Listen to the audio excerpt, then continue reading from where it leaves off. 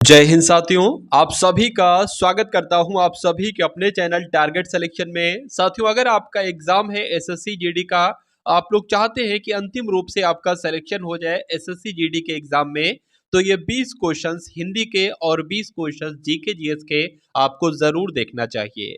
ये 40 क्वेश्चंस की क्लास है और मैं आपको बता देता हूं साथियों, 40 क्वेश्चंस मैंने पूरी सामान्य ज्ञान के और पूरी हिंदी के सिलेक्टेड क्वेश्चन लिए हैं। अगर इन 40 क्वेश्चंस को देख लेते हैं तो इसमें से कई सारे क्वेश्चंस आप अपनी रियल एग्जाम में देखेंगे और एक तरीके से साथियों ये आपके लिए एक मॉक टेस्ट है।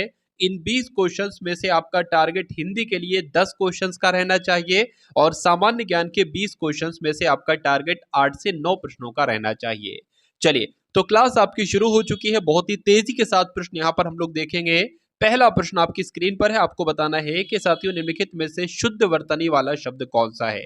देखिए, जब हम लोग यहाँ पर प्रमाण लिखते हैं ना, तो कुछ इस प्रकार से साथियों प्रमाण लिखते हैं, लेकिन जब हम लोग साथियों क्या लिखते हैं, प्रामाणिक लिखते हैं, तो इस प्रकार से लिखते हैं प्रामाणिक। ही आपको ध्यान रखना है। आंसर आपका जाएगा ऑप्शन नंबर ए के साथ, यानी कि शुद्ध वर्तनी वाला शब्द कौन सा है, तो ऑप्शन नंबर बी वाला है, साधु माला घुमा रहा है।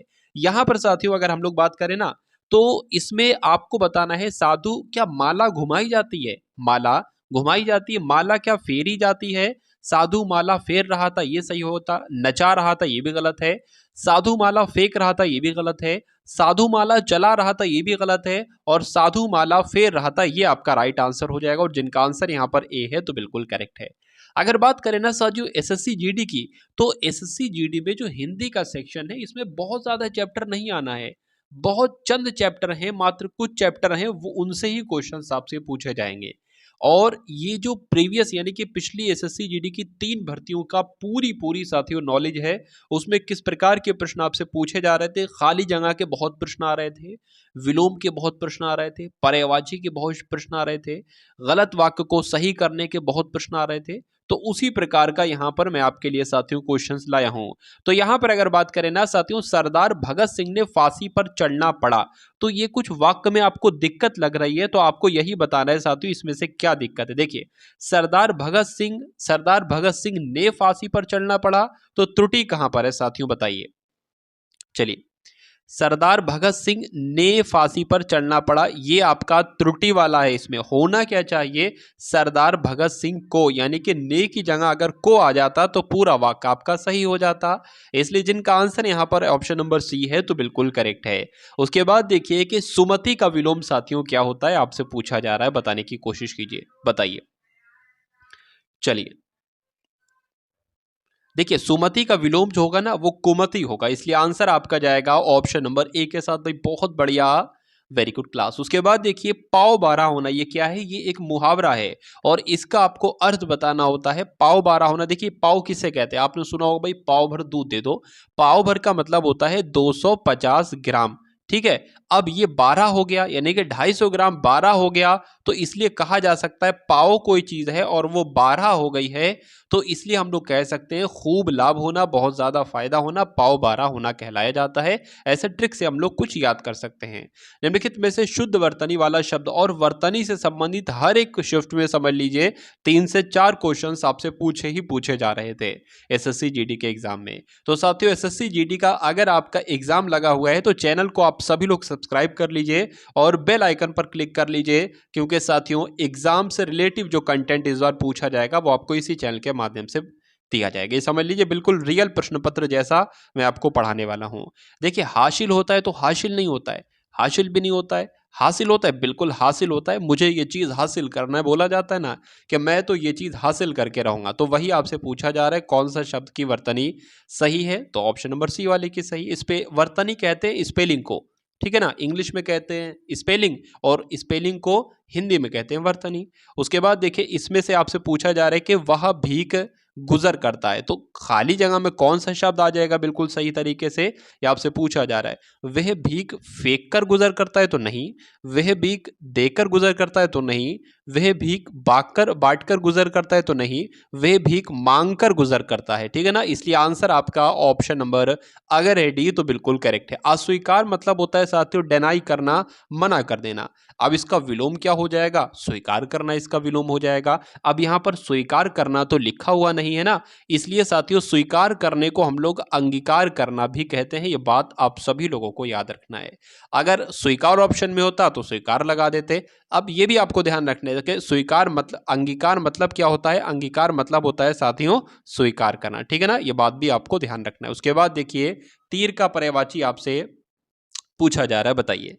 तो तीर के पर्यायवाची की जब हम बात करते हैं साथियों, तो तीर के बहुत सारे पर्यायवाची हैं। तीर को हम लोग क्या कहते हैं, बाण भी कहते हैं, तीर को शिलीमुख भी कहते हैं, तीर को नाराज भी कहते हैं और तीर को शर भी कहते हैं। इस प्रकार आंसर आपका जाएगा ऑप्शन नंबर बी के साथ। उसके बाद देखिए अगले नंबर का प्रश्न कि जिसके मन में दया का अभाव हो। देखिए अभाव किसे कहा जाएगा, मान लीजिए, ठीक है, मान लीजिए किसी चीज की कमी है और ऐसी कमी है कि 100% कमी है भाई, कैसी कमी है, 100% कमी है, तो उसको कहा जाएगा अभाव कहा जाएगा। जिसके मन में दया दया की कमी हो और कितनी कमी हो, 100% हो, यानी कि जिसके मन में दया हो ही नहीं, उसको क्या कहा जाएगा, ये आपसे साथियों पूछा जा रहा है। तो उसको निर्दय कहेंगे। एक शब्द आपसे पूछा जाता है कि बताइए निर्दय सही शब्द है या निर्दयी सही शब्द है। तो निर्दयी कोई शब्द नहीं होता है, निर्दय होता है, ये आपको ध्यान रखना है। आंसर आपका जाएगा ऑप्शन नंबर डी के साथ। उसके बाद देखिए सही वर्तनी वाले शब्द का आपको चयन करना है। देखिए साथियों अगर एसएससी जीडी में आपको हिंदी के सेक्शन में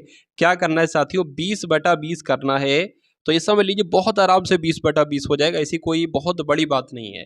लेकिन आपको डेली इस चैनल से जितने भी क्वेश्चंस दिए जाएंगे, डेली 20 क्वेश्चंस दिए जाएंगे और वो 20 क्वेश्चंस पूरी हिंदी पर आधारित होंगे, यानी कि पूरी हिंदी का पूरा ज्ञान हम लोग ले लेंगे, संपूर्ण निचोड़ हम लोग ले लेंगे, जो सबसे हिंदी के टॉप 20 क्वेश्चंस बनते हैं वो हम लोग ले लेंगे और ऐसे आपका आराम से एग्जाम निकल जाएगा। बहुत ज़्यादा नहीं पढ़ना है, बहुत कम भी नहीं पढ़ना है, एक दरमियानी आपको पढ़ना है कि जिससे आपका एग्जाम निकल जाए जिस पोस्ट के लिए आप अप्लाई करना चाहते हो, जिसको फर्स्ट प्रेफरेंस आपको देना है।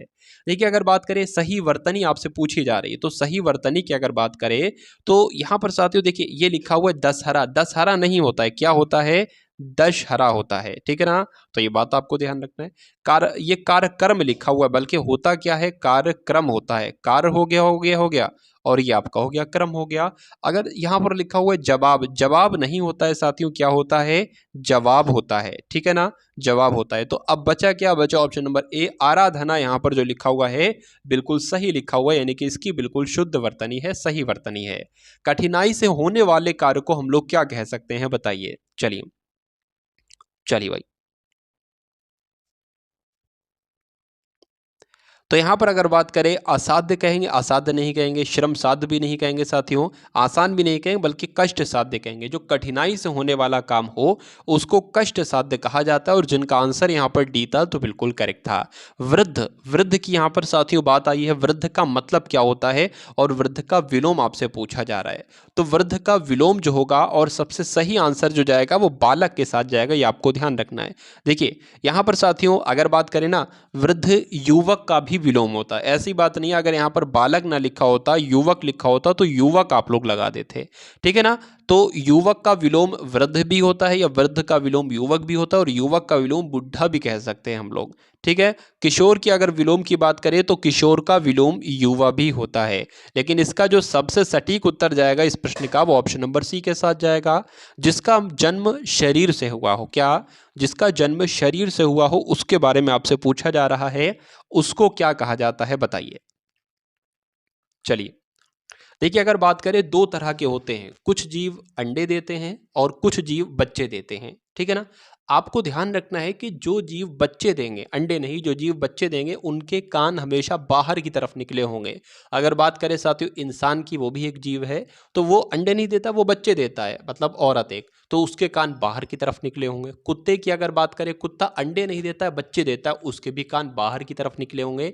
सुअर की अगर बात करें, सुअर भी क्या देता है साथियों, बच्चे देता है, अंडे नहीं देता है, तो उसके भी कान बाहर की तरफ निकले होंगे। अगर बात करें मुर्गी की, तो मुर्गी अंडे देती है इसलिए उसके कान अंदर की तरफ। तो ये एक ट्रिक है, आप लोग याद कर सकते हैं कि जो भी बच्चे देता है उसके कान बाहर की तरफ निकले होंगे और जो अंडे देता है उसके कान अंदर की तरफ होंगे। ये बात आपको ध्यान रखना है। तो इस प्रश्न से मुझे याद आ गया कि जिसका जन्म शरीर से साथियों हुआ हो उसको पिंडज कहा जाएगा। ये बात आपको साथियों ध्यान रखना है। चलिए अब उसके बाद देखिए नेक्स्ट नंबर का प्रश्न है कि विद्वान का पर्यायवाची साथियों क्या होता है, बताने की कोशिश कीजिए। विद्वान किसे कहा जाता है एक बार बताने की कोशिश कीजिए। विद्वान हम लोग विद्वान के पर्यायवाची पंडित भी होता है, जो विवेकी होता है या बहुत ज्ञानवान होता है उसको भी हम लोग कह सकते हैं।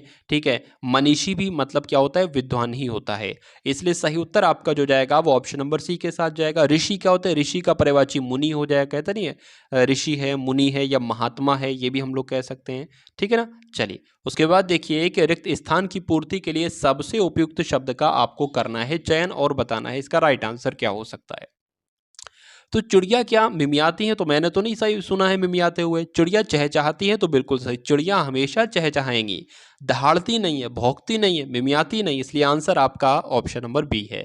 विवाद का विलोम क्या होता है साथियों, ये आपसे पूछा जा रहा है, बताने की कोशिश कीजिए। चलिए क्या हो सकता है साथियों, इस क्वेश्चन का बिल्कुल करेक्ट आंसर बताने की कोशिश कीजिए। तो अगर बात करें साथियों विवाद का विलोम जो होगा वो निर्विवाद होगा, ये आप लोग ध्यान रखेंगे।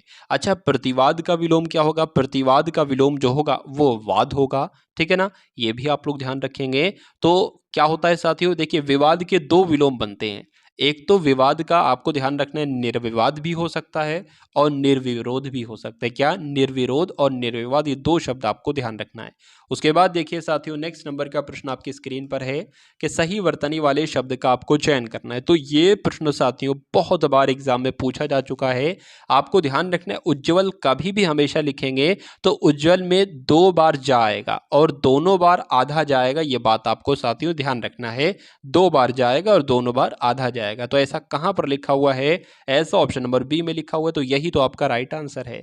दिए गए शब्द का विलोम चुने, यानी कि उत्तीर्ण आपको बताना है साथियों। उत्तीर्ण का विलोम क्या हो जाएगा, उत्तीर्ण मतलब होता है पास होना और फेल होने को कहते हैं अनुत्तीर्ण होना। तो इसलिए आंसर आपका ऑप्शन नंबर ए हो जाएगा। ये बात आपको साथियों ध्यान रखना है।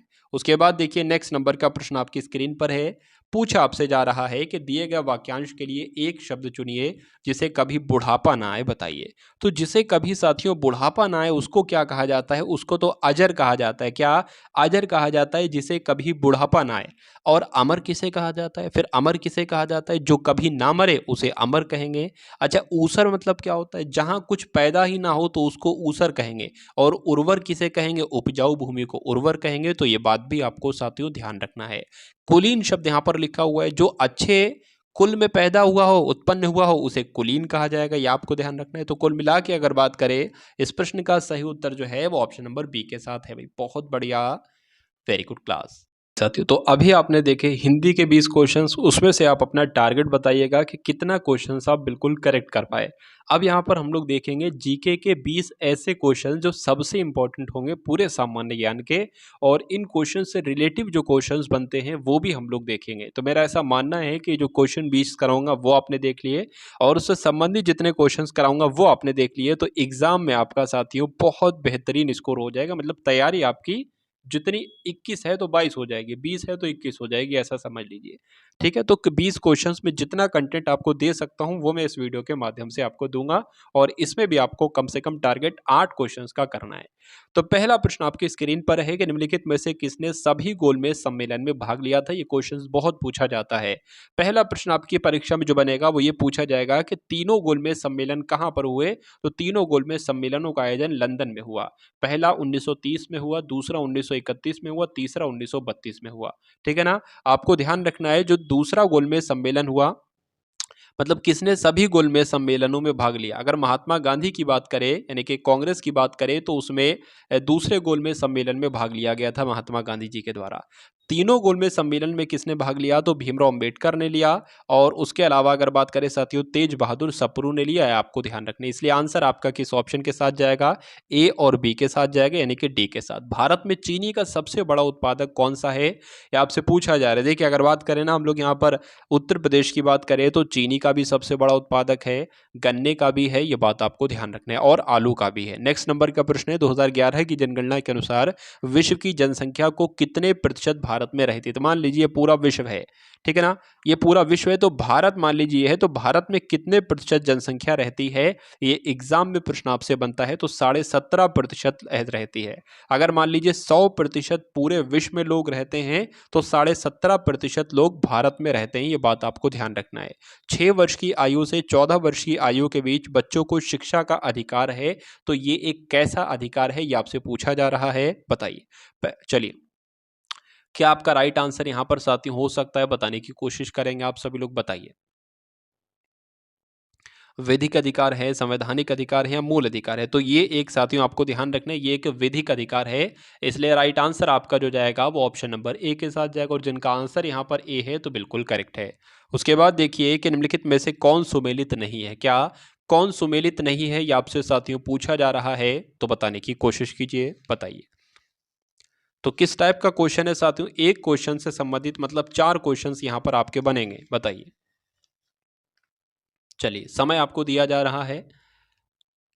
यहाँ पर साथियों लिखा हुआ है कोलकाता हुगली नदी के किनारे पर बसा हुआ है, बिल्कुल सही। प्रयागराज गंगा नदी के किनारे पर बसा हुआ है, बिल्कुल सही। डिब्रूगढ़ ब्रह्मपुत्र नदी के किनारे पर बसा हुआ, बिल्कुल सही। लेकिन आगरा की अगर बात करें तो आगरा साथियों गोमती नदी के किनारे पर बसा हुआ नहीं है। आगरा एक उत्तर प्रदेश में है आगरा, और यमुना नदी के किनारे पर बसा हुआ है आगरा, ये आपको ध्यान रखना है, इसलिए राइट आंसर आपका जाएगा ऑप्शन नंबर डी के साथ। भारतीय राष्ट्रीय कांग्रेस के प्रथम प्रेसिडेंट कौन थे, ये आपसे पूछा जा रहा है। देखिए, यहां पर पूछा जा रहा है पहले मुस्लिम अध्यक्ष कौन थे, तो जो पहला अधिवेशन हुआ था 1885 में, इसकी अध्यक्षता तो व्योमेश चंद्र बनर्जी ने की थी। लेकिन जो तीसरा अधिवेशन हुआ था यानी कि 1887 में हुआ था, इसकी अध्यक्षता की थी बद्रुद्दीन तैयब जी ने, और यहीं पर से प्रश्न बन गया, चूंकि ये पहले मुस्लिम अध्यक्ष थे, तो इसलिए आंसर आपका अगर है ऑप्शन नंबर बी के साथ तो बिल्कुल करेक्ट हो जाता। भाई बहुत बढ़िया, वेरी गुड क्लास। चलिए, उसके बाद देखिए नेक्स्ट नंबर का प्रश्न आपकी स्क्रीन पर है कि कौन सी जनजाति दिवाली को शोक के रूप में मनाती है, बताइए। तो एक ऐसी जनजाति की अगर बात करें तो थारू जनजाति एक ऐसी जनजाति है तो जो दीपावली को शोक के रूप में मनाती है, ये आपको ध्यान रखना है। एक प्रश्न और आपसे पूछा जाता है कि गारो जनजाति है ना, पूछा आपसे ये जाता है कि गारो जनजाति कहाँ पर पाई जाती है, तो मेघालय में साथियों गारो जनजाति पाई जाती है। भील जनजाति कहाँ पर पाई जाती है, तो मध्य प्रदेश में पाई जाती है। कुल मिला के जितने भी इंपॉर्टेंट फैक्ट मैं आपको बता रहा हूँ ना, अगर वो आपने तैयार कर लिए तो अच्छी तैयारी आपकी हो जाएगी। मात्र एक मुट्ठी बाजरे के चक्कर में मैंने अपना साम्राज्य खो दिया, इस कथन को आप किस मध्यकालीन शासक से संबंध करेंगे, बताइए। तो किससे करेंगे साथियों, क्या होगा इस प्रश्न का बिल्कुल सही जवाब, तो शेरशाह सूरी अगर आपका उत्तर है साथियों तो बिल्कुल करेक्ट है। उसके बाद देखिए चरकुला नृत्य किस प्रदेश से संबंधित है, यानी कि जो चरकुला नृत्य है ये कहाँ पर किया जाता है, तो कहाँ पर किया जाता है, ये उत्तर प्रदेश में किया जाता है, इसलिए सही उत्तर आपका जाएगा ऑप्शन नंबर बी के साथ, और जिनका आंसर बी है तो बिल्कुल करेक्ट है। अगर बात करें साथियों ये जो लठमार होली होती है ये कहाँ पर की जाती है, ये बरसाना में की जाती है। बरसाना कहाँ पर है, मथुरा में है। लठमार दिवाली नृत्य कहाँ पर किया जाता है, तो बुंदेलखंड में किया जाता है। ये दोनों इंपॉर्टेंट पॉइंट आप लोगों ने ध्यान रखना है साथियों। उसके बाद देखिए भारत में प्रथम पंचवर्षीय योजना की शुरुआत साथियों कब हुई थी, देखिए जो पंचवर्षीय योजना थी ना, इसकी शुरुआत योजना आयोग के द्वारा की जाती थी पहले 1951 में, सबसे पहले पहली पंचवर्षीय योजना जो है वो शुरू की गई थी, ठीक है ना। अब अगर योजना आयोग की जगह पर बात करें तो नीति आयोग है, और नीति आयोग के अध्यक्ष कौन होते हैं, प्रधानमंत्री होते हैं, जो कि नरेंद्र मोदी जी हैं, ठीक है ना। तो कब शुरू की गई थी साथी, 1951 में शुरू की गई थी, आपको ध्यान रखना है 51 से 56 तक। नीली क्रांति किससे संबंधित है, या आपसे पूछा जा रहा है, बताने की कोशिश कीजिए, बताइए। चलिए देखिए क्वेश्चन आपसे पूछा जाता है कि नीली क्रांति के जनक कौन है, तो दो नाम यहाँ पर आपको ध्यान रखना है, एक तो हीरालाल चौधरी का और एक अरुण कृष्णन का, ये दो नाम आपको ध्यान रखने, ये दोनों नीली क्रांति के जनक कहलाए जाते हैं। अगर बात करें नीली क्रांति किससे संबंधित है, तो मत्स्य पालन से संबंधित है, मतलब मछली उत्पादन से संबंधित है, तो इसलिए आंसर आपका किस ऑप्शन के साथ जाएगा, ऑप्शन नंबर बी के साथ जाएगा। उसके बाद देखिए निम्नलिखित में से कौन सी नदी डेल्टा बनाती है, बताइए, कौन सी नदी डेल्टा बनाती है, बताइए। चलिए चलिए भाई साहब देखिए अगर बात करें एस्चुरी कौन सी नदियां बनाती हैं, तो नर्मदा नदी, ताप्ती नदी, ये क्या बनाती हैं, ये एस्चुरी बनाती हैं, आपको ध्यान रखना है, ठीक है। तो इस क्वेश्चन का राइट आंसर साथियों आपका क्या हो सकता है, ये आपको बताना है, तो बताने की कोशिश कीजिए आप सभी लोग, बताइए भाई साहब। दो नदियां आपको ध्यान रखें, नर्मदा और ताप्ती, ये एस्चुअरी बनाती हैं, डेल्टा नहीं बनाती हैं। ठीक है, तो इस क्वेश्चन का राइट आंसर आपका जो होगा साथियों वो ऑप्शन नंबर सी के साथ जाएगी, यानी कि गंगा नदी जो है वो डेल्टा बनाती है। उसके बाद देखिए, भूकंप की तीव्रता किस उपकरण द्वारा मापी जाती है, बताने की कोशिश कीजिए, बताइए। साथियों चैनल को सब्सक्राइब कर लीजिए, तुरंत सब्सक्राइब कर लीजिए, क्योंकि ये समझ लीजिए एग्जाम से संबंधित जो कंटेंट आपको यहाँ दिया जाता रहेगा वह अदर किसी चैनल के माध्यम से नहीं दिया जाता रहेगा। तो भूकंप की तीव्रता तो साथियों सिस्मोग्राफ के द्वारा मापी जाती है, इसलिए आंसर आपका ऑप्शन नंबर बी हो जाता है। भारत में कर्क रेखा कितने राज्यों से होकर गुजरती है, तो कितने राज्यों से होकर गुजरती है, 8 राज्यों से होकर गुजरती है। जनगणना के अनुसार उत्तर प्रदेश के किस जिले में सबसे कम साक्षरता थी, बताइए। तो ऐसा कौन सा जिला था जहां पर सबसे कम साक्षरता थी, आपसे पूछा जा रहा है, बताइए। तो श्रावस्ती की अगर बात करें साथियों, सबसे कम साक्षरता थी श्रावस्ती में, और सबसे अधिक साक्षरता जो थी वो गौतम बुद्ध नगर में थी। उसके बाद देखिए, अंतर्राष्ट्रीय न्यायालय की स्थापना साथियों कब की गई थी, आपसे पूछा जा रहा है। तो अंतर्राष्ट्रीय न्यायालय की स्थापना 1945 में की गई थी, ये बात आपको ध्यान रखना है। और इसका मुख्यालय कहाँ पर है, नीदरलैंड के द हेग में है। भारत के प्रथम अंतरिक्ष यात्री कौन थे, बताने की कोशिश कीजिए, बताइए। देखिए, जो भारत के प्रथम अंतरिक्ष यात्री है ना, वो राकेश शर्मा है। अगर पूछा जाए विश्व के ये कौन से नंबर के अंतरिक्ष यात्री थे, तो आपको ध्यान रखना है साथियों 138वें नंबर के थे, यानी कि 137 लोग इनसे पहले जा चुके थे अंतरिक्ष में। पहला पॉइंट आपको ध्यान रखना है। अच्छा, ये कहाँ के थे, तो ये पंजाब के रहने वाले थे, ये भी आपको ध्यान रखना है। तो इस तरह साथियों हम लोगों ने कुल मिला के 40 क्वेश्चन देखे, 20 क्वेश्चन हिंदी के, 20 क्वेश्चन जीके के। एक प्लेलिस्ट मैंने आपके लिए तैयार की गई है जिसमें लगभग 3 क्लासेस अभी हैं। उन 3 क्लासेस का लिंक मैंने प्लेलिस्ट में डाल दिया एसएससी जीडी 2024 के, तो उसका लिंक आपको डिस्क्रिप्शन में मैं दे दूंगा, डिस्क्रिप्शन में और कमेंट में दे दूंगा। तो वहां से जाकर अगर वो वीडियो आप लोग 10-10 मिनट की होंगी मुश्किल से, तो डबल स्पीड में देख लेते हैं तो तैयारी में आपके 4 चांद लग जाएंगे। और चैनल को तो आपने सब्सक्राइब कर ही लिया होगा। एक गुजारिश आपसे ये है कि इस वीडियो को भी एक बार अगर शेयर कर देते हैं तो आपका बड़ा एहसान हो जाएगा साथियों। तो मिलते हैं कुल मिला के हम लोग आने वाली वीडियो में। जय हिंद साथियों।